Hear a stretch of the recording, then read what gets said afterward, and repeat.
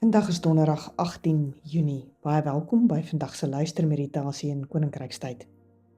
Die teksgedeelte waarby ons vandag gaan vertoef, is die verhaal van Jakob in Genesis 28, vers 10 tot vers 17. Maar voor ons dit gaan saam lees, wil ek jou graag nooi om eers daar waar jy is 'n kers aan te steek en tot rus te kom in die oomblik. Ons sonder hierdie tyd af, om sonder steurnis by die Here te kom sit. Ek wil jou daarom nooi om 'n paar keer sommer net lekker diep asem te haal.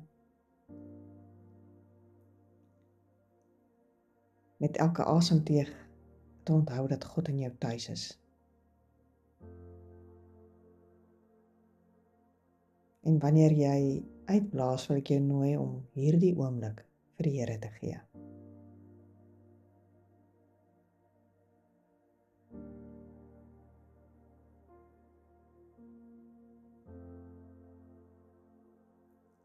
As deel van vandag se stil word, wil ek jou graag nooi om vir 'n oomblik na te dink oor die afgelope 24 uur van jou lewe.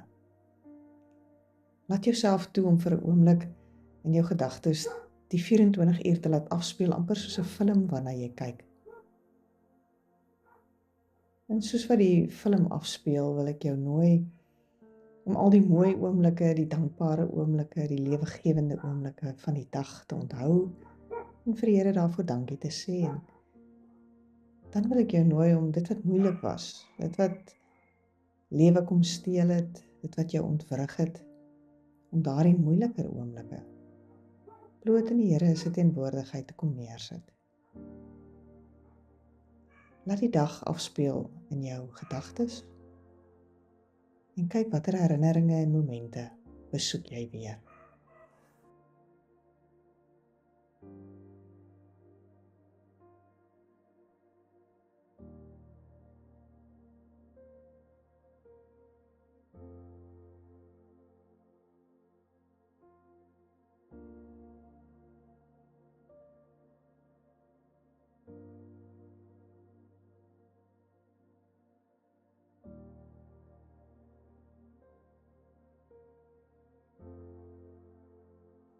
En as jy nou nadink oor die dag wat vir jou lê en verder wag,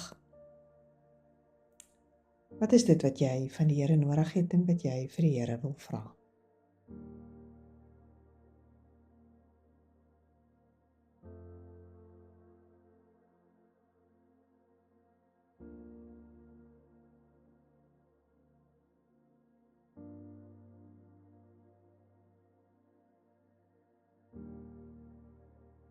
Genesis 28, vers 10. Jakob is van Berseba af weg na Haran toe. Teen sononder het hy by 'n plek gekom waar hy kon oornag. Hy het daar 'n klip vir 'n kopkussing gebruik en gaan lê en slaap. Hy het gedroom. 'n Leer staan op die aarde en die punt van die leer raak aan die hemel en engele van God klim op en af met die leer. Toe kom staan die Here by Jakob en sê: Ek is die Here, die God van jou voorvader Abraham en die God van Isak. Ek sal die grond waarop jy lê vir jou en jou nageslag gee. Julle sal so baie wees soos die stof van die aarde en jy sal jou gebied na alle kante toe uitbrei. En in jou en jou nageslag sal die volke van die aarde geseën wees. Ek is by jou en ek sal jou beskerm waar jy ook al gaan. Ek sal jou na hierdie land toe terugbring. Ek sal jou nie in die steek laat nie. Ek sal doen wat ek jou beloof het. Jakob het wakker geskrik en gesê: Die Here is op hierdie plek en ek het dit nie besef nie. Jakob het bang geword en gesê: Hoe skrikwekkend is hierdie plek. Dit is niks anders nie as die huis van God. Dit is die poort van die hemel. Wat is dit wat die gedeelte nou by jou oopmaak? Gedagtes, emosies? Sit vir 'n oomblik rustig daarmee.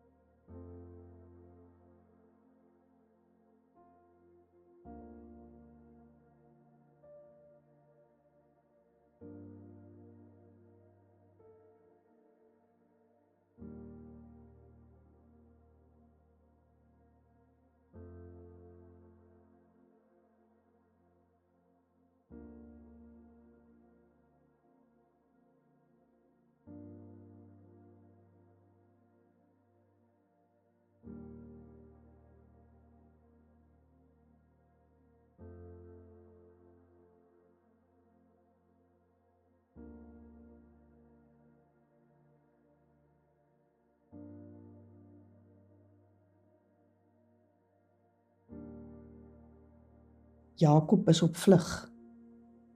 Dit gaan eintlik nie goed met hom nie. En dan speel hierdie gebeure af. En die ontdekking dan, die Here is op hierdie plek en ek het dit nie besef nie. Dit is niks anders nie as die huis van God. Dit is die poort van die hemel. Die NIV in Engels klink so: Surely the Lord is in this place and I was not aware of it. How awesome is this place? This is none other than the house of God. This is the gate of heaven. Die Here is op hierdie plek en ek het dit nie besef nie. Dis niks anders nie as die huis van God. Dit is die poort van die hemel. Dink vir 'n oomblik oor jou eie refleksiegebed in die begin van hierdie meditasie, toe jy nagedink het oor die vorige 24 uur. Was daar oomblikke in die vorige 24 uur wat jy dalk nie besef het nie, maar wat die Here baie duidelik teenwoordig was?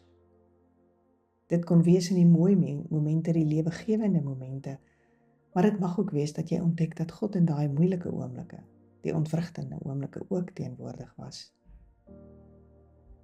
Dink weer vir 'n oomblik oor jou vorige 24 uur. Hoe en waar was God teenwoordig?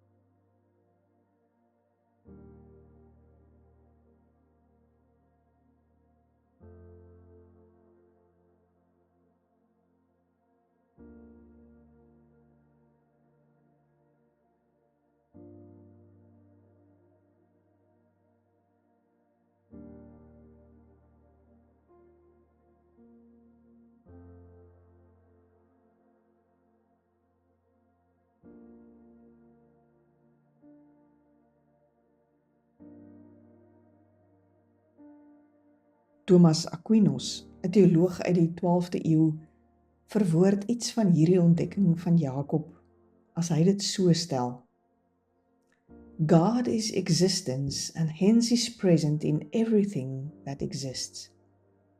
If God is present everywhere, it follows that under no circumstances can we ever be separated from Him. We may feel that we are, but in actual fact, there is no way that we can ever be apart from God, even if we try.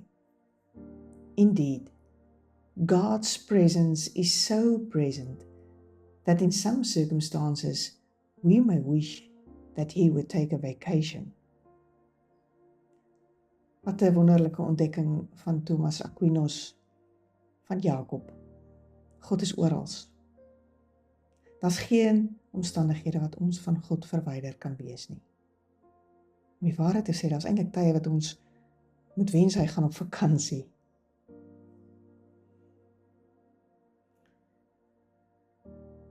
Ek wil jou nooi om vandag te dink na jou eie lewe op die oomblik, jou eie lewensstorie, jou omstandighede waarin jy jou bevind, daar waar jy weet God teenwoordig is, maar ook daar waar dit dalk vir jou voel of jy van God verwyder is. Word vandag stil en ontdek, die Here is op hierdie plek en ek het dit nie besef nie. Dit is niks anders nie as die huis van God. Dit is die poort van die hemel.